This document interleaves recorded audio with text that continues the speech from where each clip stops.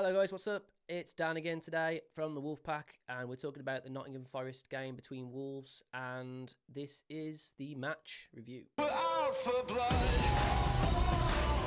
Better run, better run. Here it comes, here it comes. Better run. When the Wolves come out to play.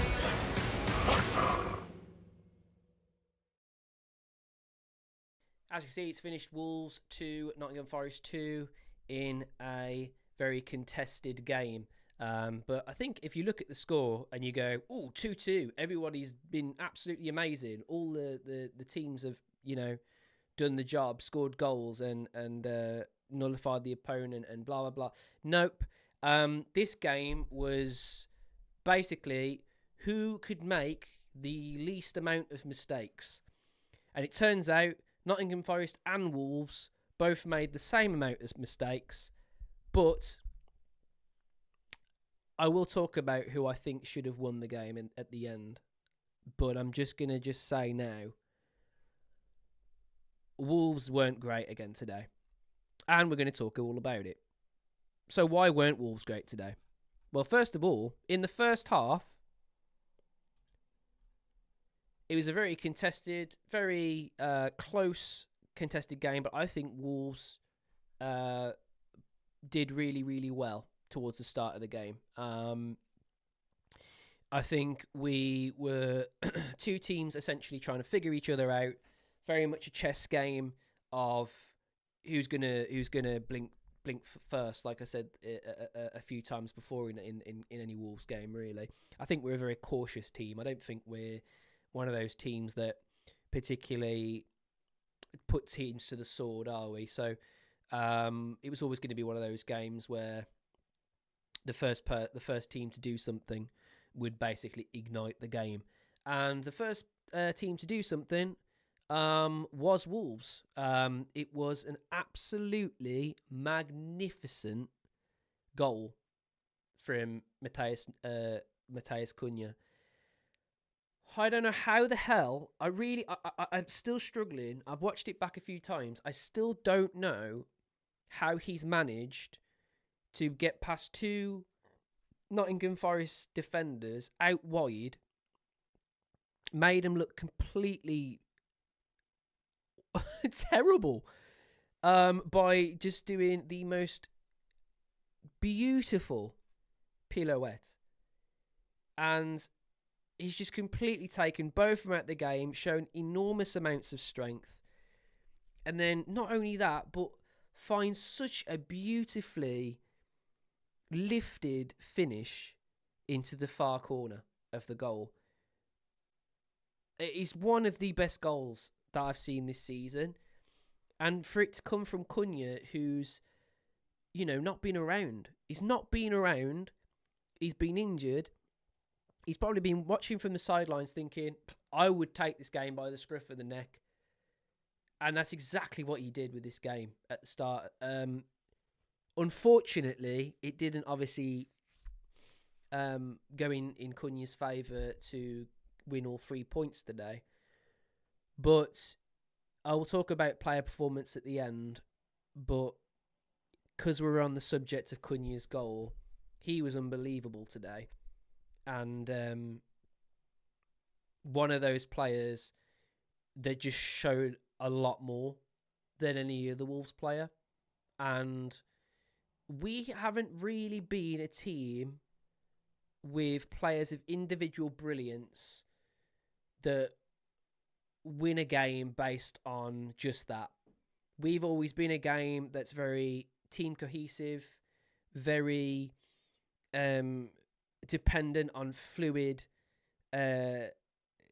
football that gets you straight up the pitch and create goals from those sort of opportunities. I've seen Neto do it against Luton, where he took the game by the scruff of the neck and just created a goal from nowhere. But that has been probably the last time I've seen a goal like this. And seeing how Cunha did it, it just filled me with so much pride. And it just filled me with it just filled me with joy because it couldn't happen to a nicer bloke.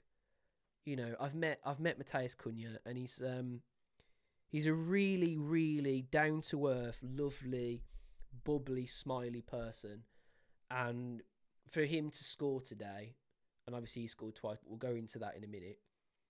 This first goal was just everything for me. It encapsulates everything I love about Matheus Cunha. And that was a big talking point, obviously, up until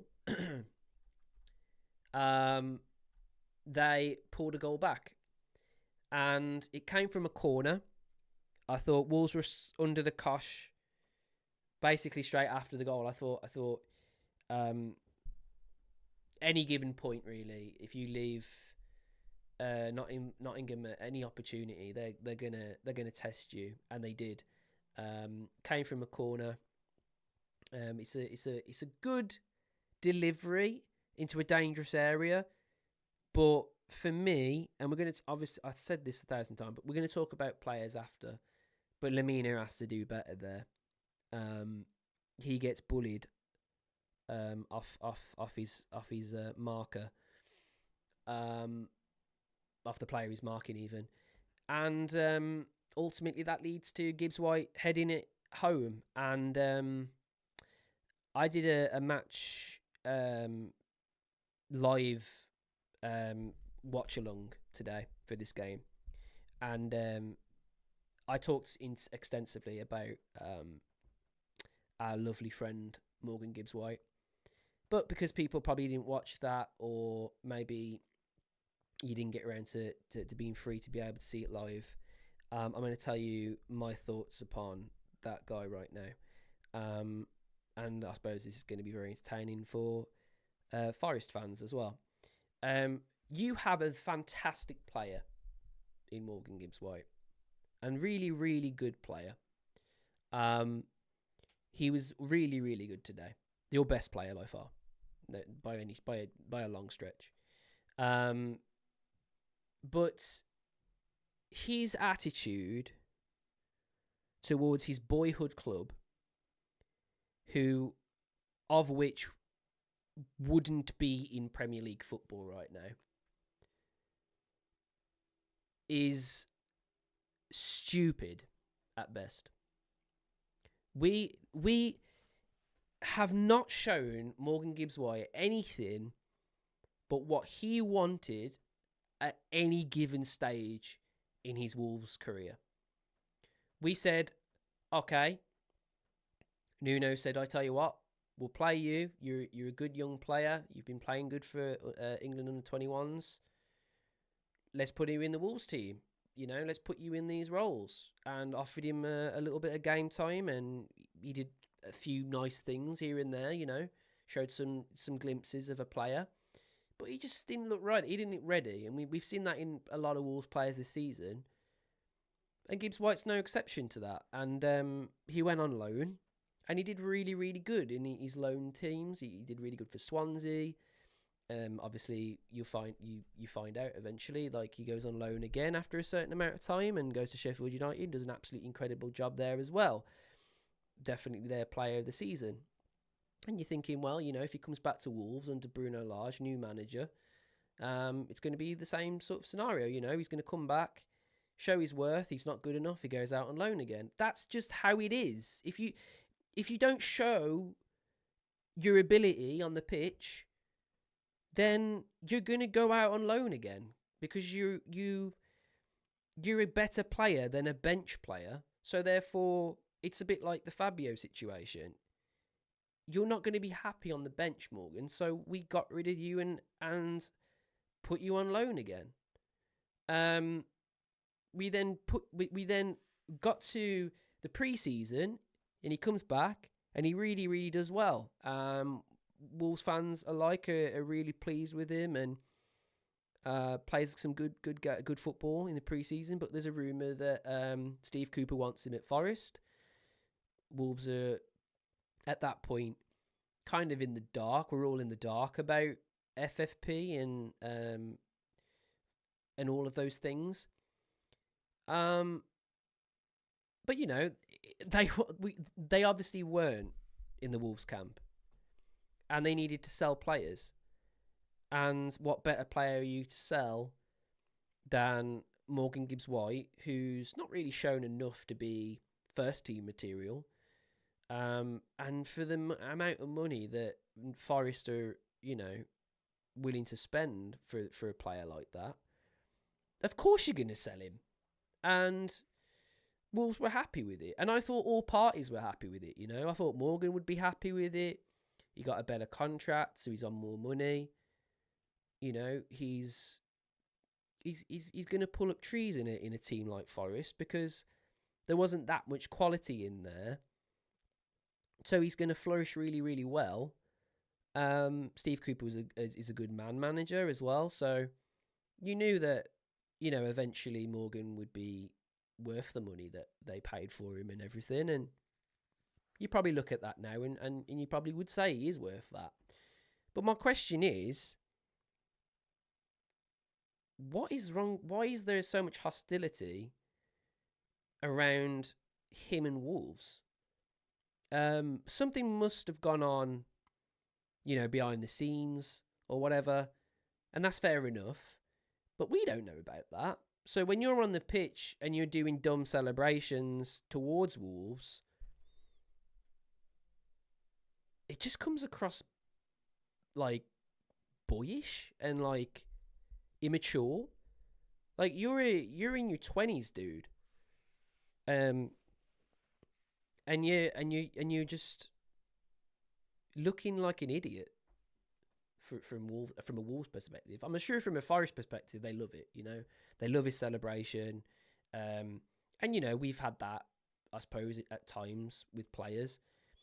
But I just think it's because Morgan had such an upbringing from Wolves. There was a lot of trust there. There was a lot of time there. There was a lot of understanding there. And I just think he's kind of thrown all of that in our face. And I somewhat agree with what he did at the cup game, because I think he was having a lot of stick from Wolves fans during that game and on the pitch. When he wasn't doing great, we were booing him and saying whatever. But you're going to get that from fans and whatever you. And I get it. I get that it gets to you as a player and everything. But I feel like we were over that.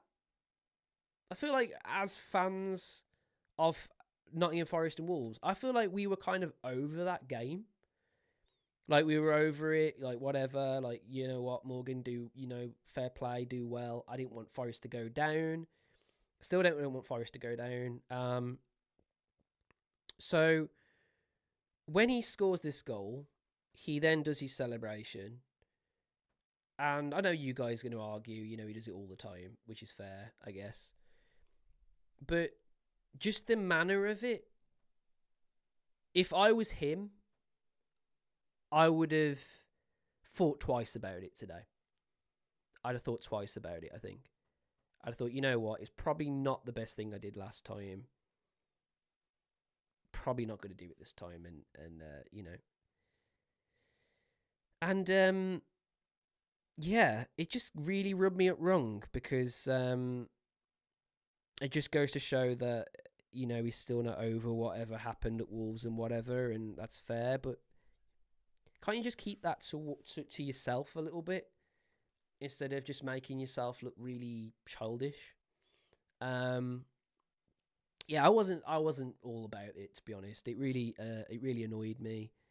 And yeah, that's all I'm going to say about it, that situation. But it led to 1-1, which was an awkward time to be 1-1, wasn't it? Just before half time, I think they scored that second goal. 45 minutes and 1. So just before half time. Then we come out in the second half, and let's look at those second half stats. If you look at the first half stats, we had a roughly similar sort of game, but Forest's possession has risen past ours now. And this is exactly what led to a lot of problems for Wolves today.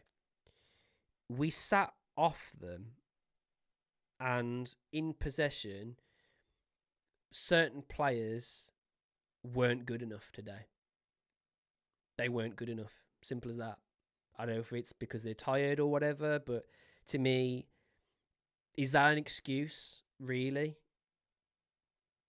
I don't know. Maybe much later on, I'll excuse it, but throughout a lot of that second half, Wolves are super under the cosh, and I said this on the live watch along. I actually thought Forest deserved the win today. I thought they were better than us. They were pressing a lot better than us.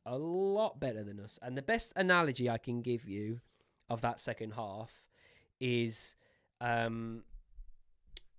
imagine the pitch is a pinball machine, and the bottom of the pitch, of the Wolves side, is where the paddles are. You know, where you try and keep the ball from going down the hole. This game was us trying really hard to not get the ball in this hole. But the problem was, every time we did get rid of the ball, it was coming back. And no one showed enough ability and courage to keep the ball just for 2 seconds to just give each other that little bit of time and space. There was too much rushing on the ball. As soon as we got the ball, it was gone straight away. And yeah, you could say, okay, Forest, they pushed us. You know, there was a lot of pressure up high for them. But what was really annoying is that even up on possession, Wolves were very sloppy today. And it could have led to a lot of goals for Forest. Sarr made a few good saves. But honestly, there was some chances for Forest that a better team would have put away, and we wouldn't have been walking away with anything from this game. But let's keep talking about the game. The second goal for them comes from Danilo. This was avoidable, and I'll tell you how this was avoidable, okay? Lemina gets the ball, okay? He's been given the ball, and all he has to do is turn around and either give it to Kilman, Gomez, or Doherty, or even pass it through the side field to Doyle.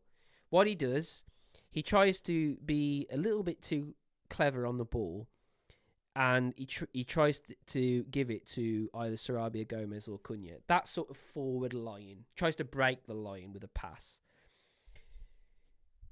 It wasn't the right time to do that. And the reason is for that is because we were still very much in a defensive transition. We were trying to find our shape again. And just like I was saying with that pinball machine, the paddles are going like this because everyone's trying to stick a leg in. And before you know it, there's a shot on goal. And I actually thought Doc did a decent job at trying to tackle. I think it was Morgan, actually. But the ball is loose. And dare I say it, Semedo had a bad game today. And he wasn't there to help out Santi Bueno, who gets caught out. And yeah, Danilo puts it away into an empty net.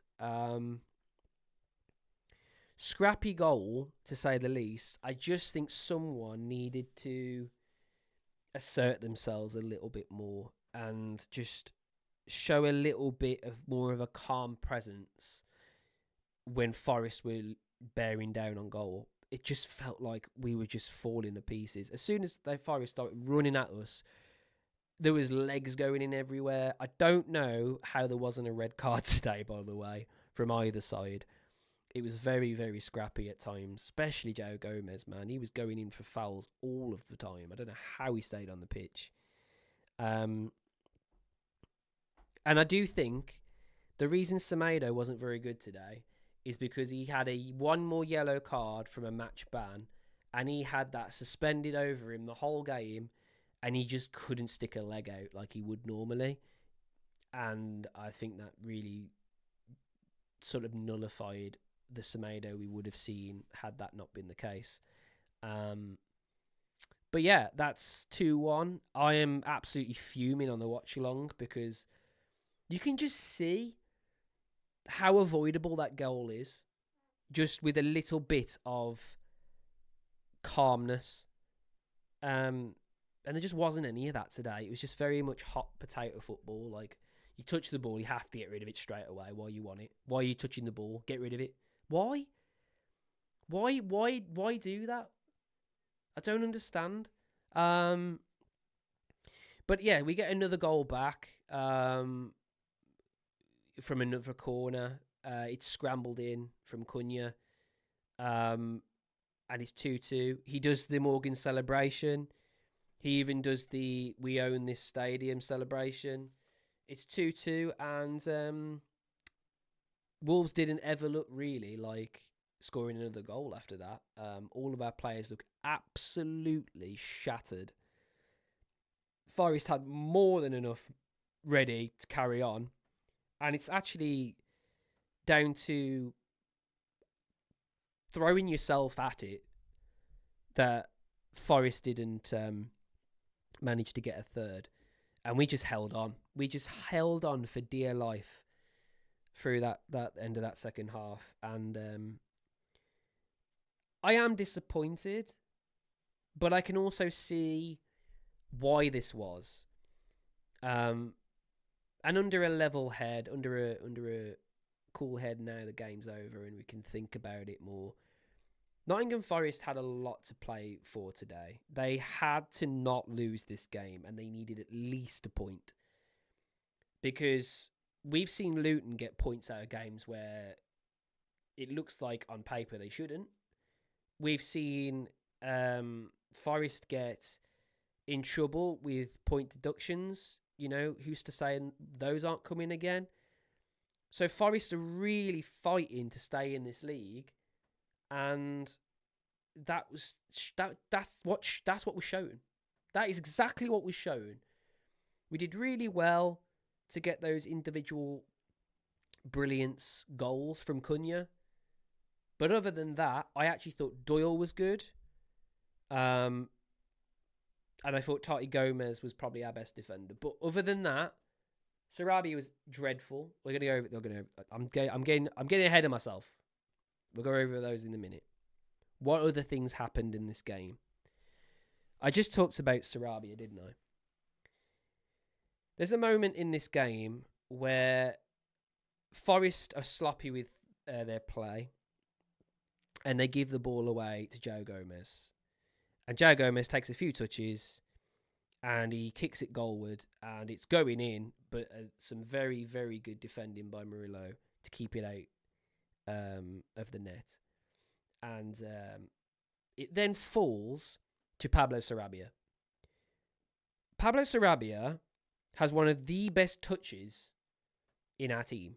He can kill a ball dead in the air. But for whatever reason, I don't know what was going through his mind, the ball bobbles up, and instead of touching it one more time to get under control, he kicks it wide. And it's essentially an open goal. This was in the first half before we'd even scored a goal, by the way. So this was awful, and I thought, this is going to come back to haunt us, isn't it? But other than that, I don't think Wolves showed enough to get 3 points today. Did they show enough to get a point? I think, based upon Matheus Cunha and his individual play, we deserved a point just because of Matheus Cunha. Just because if he scores those goals and we'll end up losing, it's injustice for Matheus Cunha.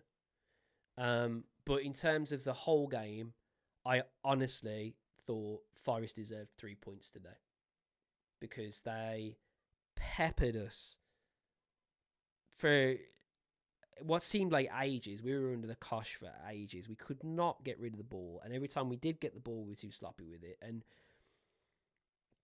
dare I say it, Morgan Gibbs-White, we talked about him extensively, about his attitude, but you cannot deny him as a player. He was all over us like a rash, getting into some really tricky situations, delivering some really good passes. They were playing some really good fluid football under Nuno. And I thought they played really well. And, fair play. Let's talk about the players. We've already talked about Sarabia, but even after that miss, he didn't show enough today. He was one of those players that I barely saw touch the ball. And when he did, it was basically going backwards. There was no progression in his style of play. It was very much, I need to get rid of the ball the fastest way possible. And I just wasn't impressed with Sarabia. And I said this a few times before, but you look at what money he's on.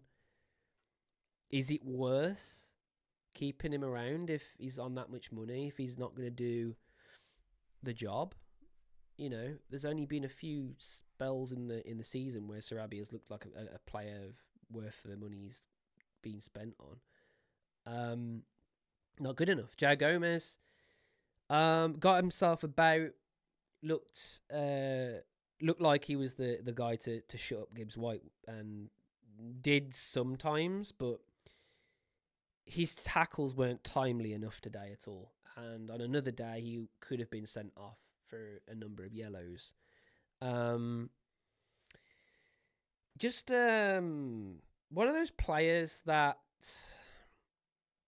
the game was designed, this kind of game was designed for, but he didn't show enough in his game to flourish, if that makes sense. He's the kind of player that fits in this style of game, but he just didn't do his job enough to warrant a decent score. But he wasn't awful. Lemina was awful. Lemina gave the ball away countless amounts of times, and he looked like he was going to fall over at the smallest gust of wind towards the end. He does not look match fit for me. I don't know what's going on with Lemina. I know things have gone on at home, which is absolutely fair, but he hasn't looked match fit for ages. You look like from the Coventry game onwards, he's not really performed to the best of his abilities. And it's really disappointing because Lemina's like one of my favourite players. He's what Wolves is all about. But he's just not been showing it on the pitch recently. Disappointed in Lemina today. I thought Doyle was really good though. I thought Doyle was awesome today.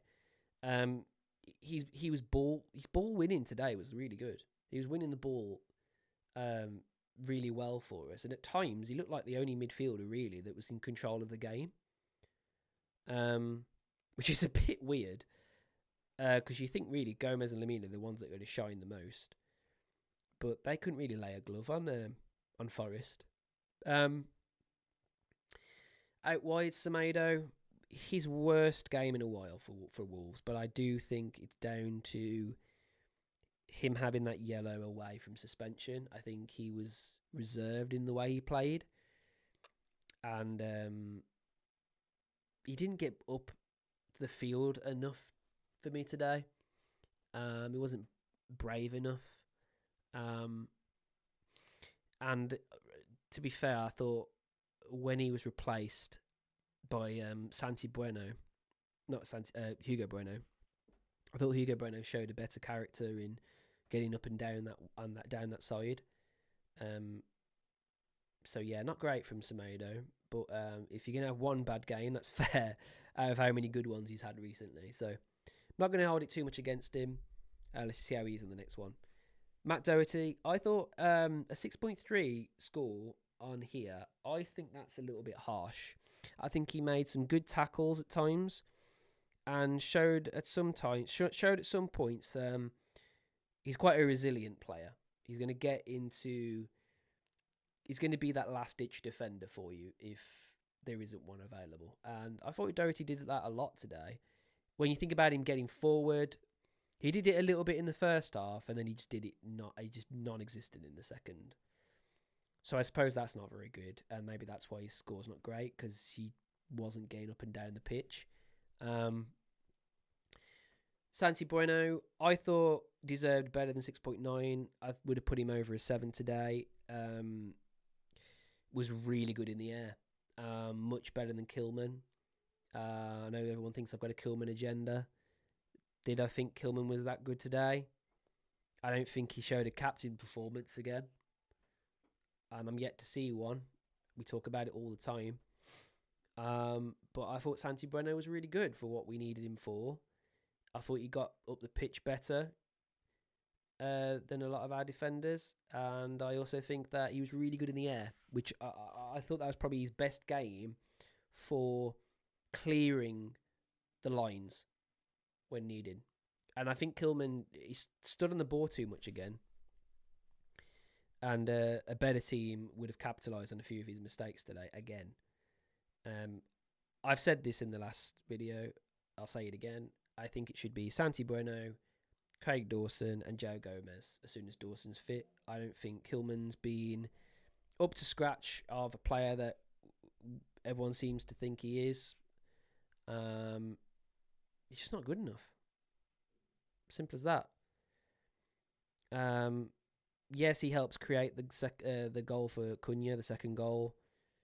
It's a good header from a corner. But if you're only relying on your defender to be good from corners, then you've not really got a player, have you? You've got more of a situational player, which is not what we need right now in the defensive role, especially not in the centre, especially not as a captain. And Toti Gomez was awesome again. Just got about, last-ditch tackles, good in the air, good at getting forward, linked up play really well with Cunha when Cunha dropped back. I also thought he looked the most assured when he was on the ball. With the ball at his feet, he looked like he was just going to do something with it to get rid of it every time. Whereas Kilman and Bueno and Lamina today was stood on it too long and created a world of problems all the time. Sarr made a few good saves. Still doesn't demand enough from his box, in my opinion. I have liked recently how he hasn't relied so much on his footwork. Like, he's kind of saw that that's not a strength of his, and he's kind of laid back on it a little bit more, which I like. But yeah, just an average performance from Sarr. I think he made some decent saves at times, but probably should have done better for the corner for me. Seems like he's beaten a little bit too easy. And but yeah,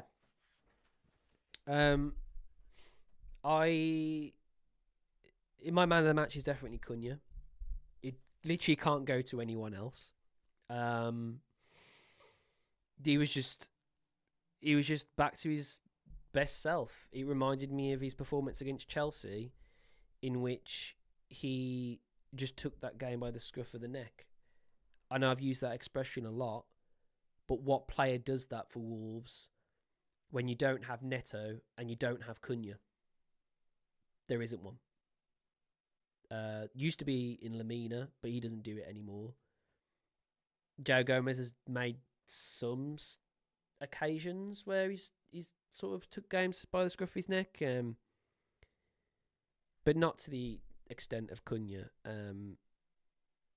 He is an unbelievably good player for us, and I'd rather Neto go and we keep Cunha and Aït-Nouri. And while we're on the subject of Aït-Nouri, good segue, we missed Aït-Nouri today so badly. We missed him so badly. I'm really hoping he'll be back soon because, yeah, he was missed. There is not a better left back for us than Aït-Nouri, and to some extent, there's not a better winger. You know what I mean? There's not a better winger at the moment than Aït-Nouri. Like, I'd like to see a team of Cunha, Hwang, and Aït-Nouri at the top, because Sarabi is awful and has been for a while. And yeah, we talked a little bit about Hwang there, didn't we? Hwang actually played a little bit today, and his first action was getting up the pitch. His second action was diving, which I don't like that about his game at all. I don't think he needs to do that. He's clever enough with his feet to be able to create chances similar to what Cunha did in the first. Did he look fit? Hard to say, because I don't think he had the ball enough. It was very much a game where, after he came on, Forest were just not to any fault of his, but just in general, Forest were very much pushing us back, and it's not really his game, is it, Hwang? It's more of his game when we've got the ball and we can create something going forward. And we didn't do that enough in the second half to really provide any evidence of how Hwang is actually doing. But yeah, where has that left us in the table? Well, I've got kind of bad news, actually, guys. I have bad news. And it's not that Man United are losing 2-1, which is absolutely hilarious at the time of recording this video. And even though that's left Bournemouth ahead of Wolves, I mean, trying to rely on Man United is just pointless. It's like trying to rely on Spurs or Chelsea, isn't it? It's just, why would you do that? Newcastle got a big win, which allowed them to push further forward. Tottenham lost. And yeah, West Ham are still yet to play. And so Chelsea have got 2 games in hand. So for me, it's looking like a battle between West Ham, Chelsea United, and Newcastle United. And I feel like 12th is pretty much where we're going to find ourselves at the end of the season. What do I think about that? If you ask me at the start of the season, we're going to finish 12th comfortably safe. I'd have bit your hands off. After Christmas period, after that big stretch of wins and draws and getting through to the cup and doing all these amazing things, if you told me that we weren't going to be in the top half of the table after all that, I would be very disappointed. What side of the coin do we stand on? I think we should be more than enough happy to be where we are in the table, because the injuries killed us, the VAR decisions have killed us, officiating in general has absolutely killed us, and yet we still are where we are. So yeah, next season's going to be a big one, because we're going to see obviously Gary O'Neill with a pre-season. Hopefully Fosun are able to spend a little bit, and yeah, maybe we'll be in a better situation next season. But again, I'm hoping it's just a battle to the top half of the table again, instead of thinking, oh, we need Europe again. Because I just think sometimes when you're striving for a Europe place and you haven't got the team for it, it puts negativity in a camp where we didn't need it. I actually think striving for Europe and the pressure that's given on Wolves has actually harmed how we've been performing. And obviously injuries aren't going to help that either. But I just think there's been a lot of pressure on Wolves where there wasn't any at the start of the season, really, because everyone just had them down to lose. As soon as the table started turning, I don't think Wolves have really turned that screw since. It's a bit unfortunate, but it is what it is. It's better than being relegated for sure, and that's all you can say about it. But yeah, there's not really much more to talk about from that game. I think it was a game where both teams wanted something from the game. Forest definitely wanted it more than us, and you can see why. You know, fighting for survival. And that's basically what happened. I think the first half we showed some individual brilliance, and I think that was the same about the second. I think it was very much Cunha versus Nottingham Forest. There wasn't a lot of players today of which I thought particularly played very well, other than Matheus Cunha. So there's positives to it. There are positives. Let's talk about that, because I like talking about positives. I don't feel like we talk about positives enough as a Wolves fan. Cunha looks better. Cunha looks match fit. Cunha looks more to his goal scoring self. His confidence is through the roof after those 2 goals. We got a point. We didn't lose.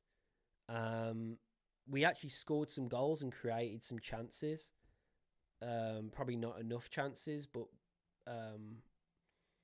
yeah, we also kept our heads a little bit. There's been times where I feel like we've lost our head a little bit too much in a situation, and sometimes that's been warranted. But I think sometimes you've got to just reel it in a little bit. So I liked how we didn't let the game fall into chaos, and it really genuinely could have done. So yeah, there's a lot of positives to take from this, and if you didn't watch the match,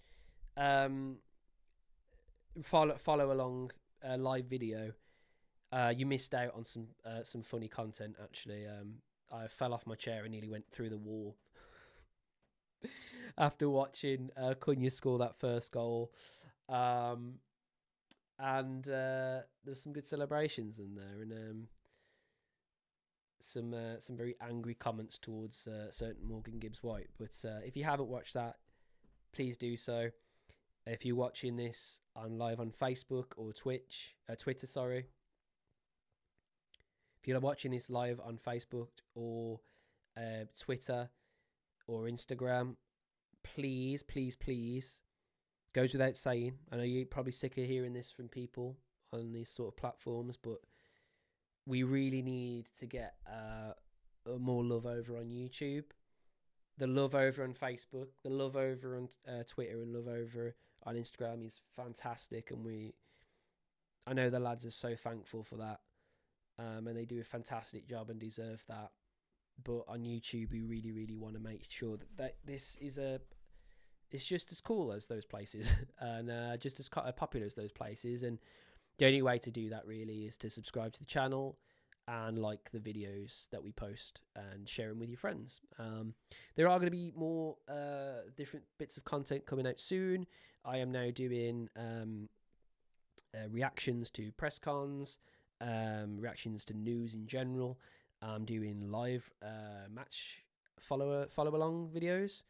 I'm going to do some obviously match reviews like the one today, No, John is doing match previews, which are looking really awesome. And I'm also going to be doing some match vlogs, of which I will be going to Molyneux and vlogging my day, and also talking to you guys in the skin, in the person, in the flesh, about situations, all things Wolves. So yeah, guys, thank you very much for watching. It's been an absolute pleasure. Thanks for everyone that was tuned into the watch along, and watching me fall on my arse. And yeah, till the next one, guys. I've been Dan, and I'll see you. Better on, when the wolves come out to play.